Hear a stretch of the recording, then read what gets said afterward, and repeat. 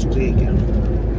അത് ജർമ്മനിയിൽ നിന്ന് ചെക്ക് ക്രോസ് ചെയ്ത് ഓസ്ട്രിയ വിയന്ന ടൗണിൽ തന്നെ നാളെ രാവിലെ 8 മണിക്ക് അൺലോഡ് ചെയ്യും.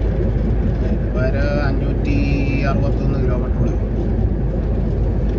ഞാൻ വണ്ടി ഓടിക്കാൻ തുടങ്ങിയത് 1.5 മണിക്കൂറായത്. 8 മണിക്കൂർ വണ്ടി ഓടിക്കണം. ഇച്ചിരി പാടാണ്. പിന്നെ പൈസയുടെ പിന്നെ വേറൊന്നും ചെയ്യാനായിട്ടും ഇല്ലാത്തതുകൊണ്ട് ഈ കാഴ്ചകളൊക്കെ കണ്ടിങ്ങനെ അങ്ങ് പോവാം. 2 സ്ഥലത്തും പുല്ല് കൃഷി ചെയ്യുക, വിൻഡ് മില്ലും. നേരത്തെ ഞാൻ നിന്ന കമ്പനിക്ക് വിൻഡ് മില്ലിൻ്റെ ഓട്ടം ഉണ്ടായിരുന്നു. 10-16 കിലോമീറ്ററൊക്കെ നമ്മുടെ കണ്ടത്തിൽ കൂടെ ആരുമില്ല, ഭയങ്കര വിജനം. ഈ ആദ്യത്തെ പ്രാവശ്യം വന്ന വലിയ പേടിയായി. എന്നുവെച്ചാൽ ഒരു 7 മണി 6 മണിയൊക്കെ ആയി ഞാൻ അവിടെ കയറിയപ്പോൾ. അപ്പോൾ വിൻ്റർ സമയമായിരുന്നു, ഇരുട്ടാം രാവിലെ കേട്ടോ. കുറച്ചങ്ങോട്ട് ഓടി അങ്ങ് ചെന്ന് കഴിഞ്ഞാൽ പിന്നെ ഒന്നും കാണാനില്ല. നമ്മളെങ്ങോട്ടാ പോകുന്നത് ഒരു ഐഡിയ ഇല്ല. വഴി ഇങ്ങനെ കിടക്കുന്ന 2 സൈഡിലും ബോർഡുള്ളതുകൊണ്ട് വഴിയുണ്ട്. പിന്നെ അതിൻ്റെ കൂടെ എന്നെക്കാട്ടി മുമ്പേ 2-3 വണ്ടിക്കാർ പോയായിരുന്നു.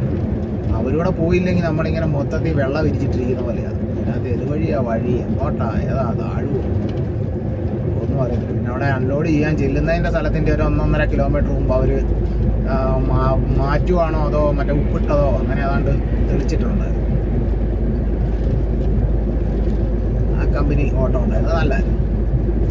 ചിലപ്പോൾ നല്ലതാണ്, ചിലപ്പോൾ ഇതുപോലെ. എന്നാൽ കഴിഞ്ഞ ദിവസവും എൻ്റെ വണ്ടിയുടെ സൈഡിൽ കള്ളനാണോ എന്നാന്നറിയത്തില്ല. എന്നാലും പുള്ളി വന്ന് സംഭവങ്ങളെല്ലാം പിടിച്ചു വലിച്ചൊക്കെ നോക്കി. പക്ഷേ കീറിയൊന്നുമില്ല.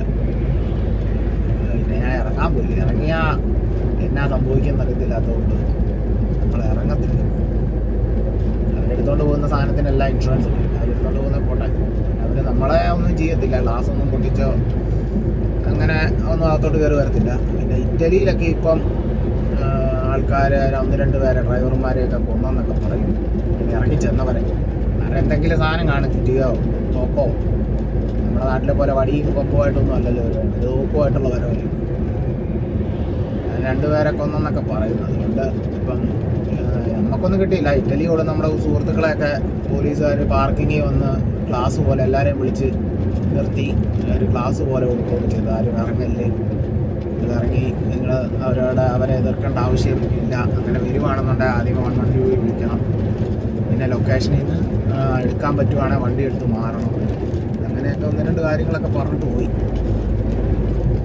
ചൂട് സമയമാകുമ്പോഴത്തേന് അങ്ങനത്തെ ഒരു പ്രശ്നം ഉണ്ടെന്നൊക്കെ പറയുന്നു. നമുക്കിതുവരെ എൻ്റെ ഇതിൽ കഴിഞ്ഞ ദിവസം തന്നെ ഇങ്ങനെ അടുക്ക കൂടെയൊക്കെ പോയെന്നുള്ളൂ. അതിന് കള്ളം തന്നെയാണോന്ന് അറിയത്തില്ല, ഇനി വല്ല മുള്ളാൻ വന്നവനോ വല്ല ആണോന്നും അറിയത്തില്ല. എന്നാലും വണ്ടി ഇറങ്ങിച്ചിട്ട് വണ്ടി അന്നേരം ഞങ്ങളുടെ കൂടെ ഉണ്ടായിരുന്നു.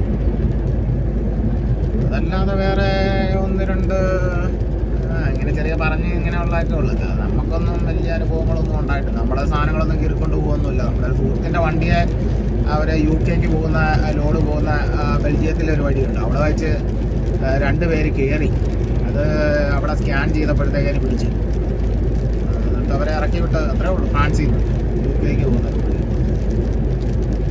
അത് ഇതുവരെ ഒന്നും നമ്മുടെ അറിവില്ല. പിന്നെ അവർ വണ്ടി ഗ്ലാസ് പൊട്ടിച്ചൊന്നും അകത്ത് കയറി വരത്തില്ലെന്നാണ് പൊതുവേ ഉള്ള. നമ്മൾ വണ്ടിക്കകത്തിരുന്നാൽ മതി, അവരെന്നാന്ന് വെച്ചാൽ എടുത്തോണ്ട് പോകും. നമുക്കൊരു അനുഭവം വരുമ്പോഴത്തേക്കിനും ഷെയർ ചെയ്യാം.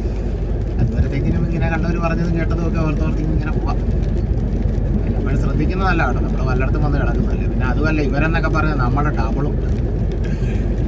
ഇവരൊക്കെ മുളിഞ്ഞ് ആരോഗ്യമായിട്ടിരിക്കുന്നു. അവരൊക്കെ ഒരെണ്ണം തന്നാൽ ചിലപ്പോൾ 2 ദിവസം കഴിഞ്ഞിട്ട് എഴുതാക്കത്തുള്ളൂ. അങ്ങനത്തെ ഒരു തെറ്റപ്പോൾ നല്ല കടുകിൻ്റെ പാടം. മഴ തുടങ്ങി. അപ്പോൾ ശരി.